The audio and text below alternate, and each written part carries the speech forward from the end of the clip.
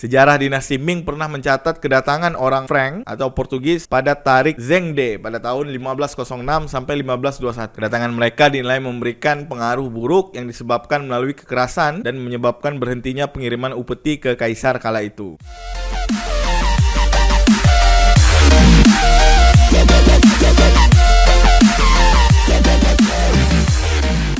Halo, what's up sob? Apa kabar? Assalamualaikum warahmatullahi wabarakatuh. Salam sejahtera, Om Swastiastu, Namo Buddhaya, salam kebajikan. Adil Kak Talino, Bacuramin Kak Saruga, Basengat Kak Jubata. Salam. Apa kabarnya hari ini, sobat semua? Terima kasih sudah mengklik video ini. Kembali lagi bersama saya Denny di Borneo Blog. Jangan lupa like, komen, dan subscribe agar kamu tidak ketinggalan video-video menarik lainnya di Borneo Blog, di mana kita akan bercerita tentang misteri, tokoh, legenda, mitos di Pulau Kalimantan. Pulau yang dikenal oleh masyarakat internasional sebagai the heart of Borneo. Oke sob, sebelum memulai cerita ini, yuk simak intro.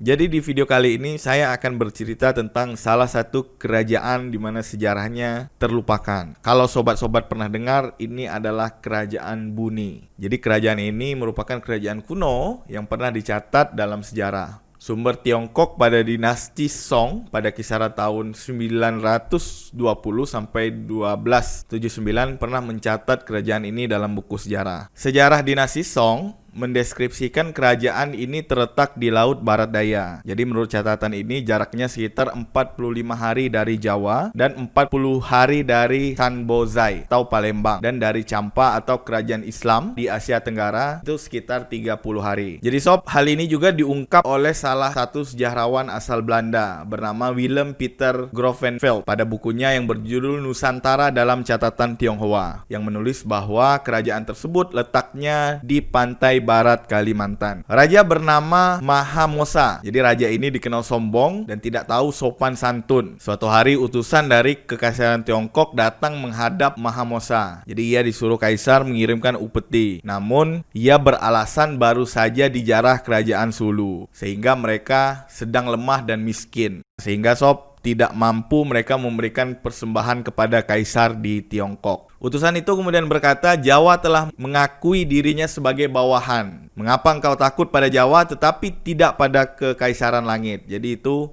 ungkapan sang kaisar. Karena hal ini juga Mahamosa menunjuk utusan untuk membawa surat dan upeti yang berisi mahakota bangau, penyu hidup, merak, kapur barus berbentuk butiran kecil, kamper bubuk, kain dari barat, dan berbagai barang lainnya. Oke sob, sebelum Mahamosa, raja pertama kerajaan ini bernama Hyangta. Jadi Hyangta ini menjabat pada kekaisaran pada tahun 970-an. Kemudian pada tahun 977, Raja Hyangta mengirim 3 utusan untuk membawa upeti ke Kekaisaran Tiongkok. Peti tersebut berisi kati kamper dalam potongan besar, 8 kati kamper kelas 2, 11 kamper kelas 3, 20 kati kamper butiran kecil, dan 20 kati kamper kualitas terendah. Satu kati kira-kira sama beratnya dengan 0,8 kg sekarang. Kemudian tidak lupa utusan tersebut juga berkata, semoga kaisar hidup 10.000 tahun dan Sri Baginda tak menolak keramahan sederhana dari negara kami yang kecil ini.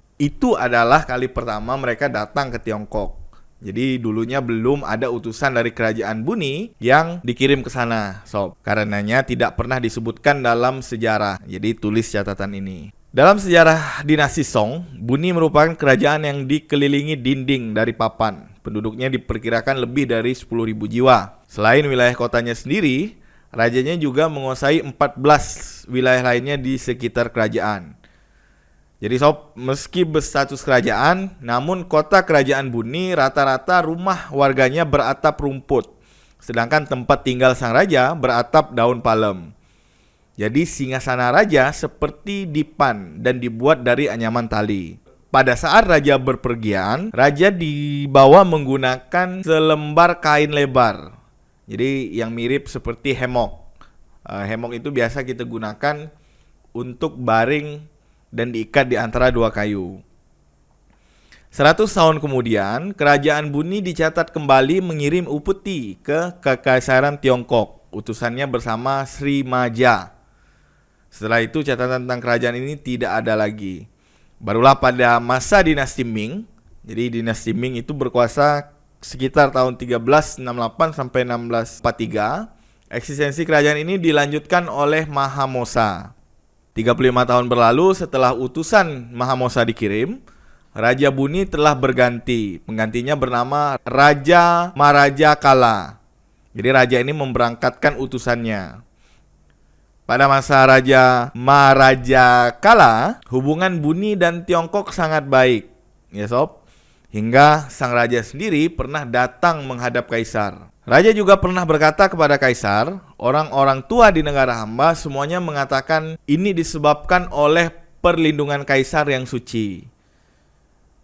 Setelah raja wafat, putranya Siawang naik tahta. Raja ini baru sempat meminta bantuan kepada kaisar. Jadi mereka ingin bebas dari kewajiban membayar upeti sebanyak 40 kati kapur barus kepada Jawa.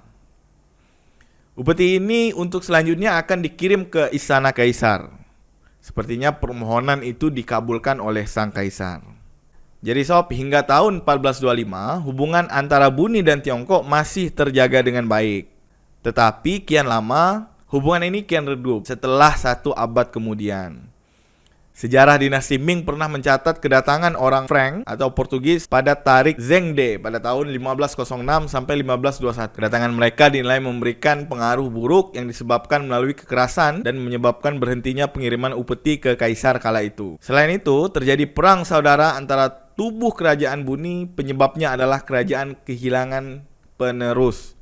Hal ini memicu terjadinya peperangan antar keluarga guna memperebutkan singgasana raja. Dan pada akhirnya mereka yang bertikai itu terbunuh ya sob. Akhir dari peperangan tersebut meninggalkan seorang putri raja yang kemudian diangkat menjadi ratu. Jadi diketahui dalam sejarah kerajaan Buni ini, sejak saat itu pula tidak ada lagi utusan Tiongkok. Kendati demikian hubungan dagang masih berjalan. Jadi sob, meski pernah tercatat dalam sejarah, namun kerajaan Buni yang terdapat di barat Kalimantan ini belum dapat dipastikan letak kerajaannya hingga hari ini tepatnya di mana.